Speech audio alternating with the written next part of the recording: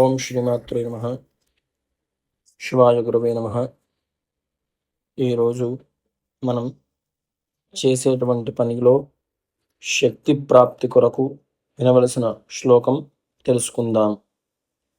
ఓం సృష్టి స్థితి వినాశానాం శక్తిభూతే సనాతని గుణాశ్రయే గుణమయే నారాయణి నమోస్తుతే. ఈ శ్లోకం వినడం ద్వారా మనం చేసేటువంటి పనిలో కావలసినటువంటి శక్తి సామర్థ్యాలు మనకి ప్రాప్తిస్తాయి.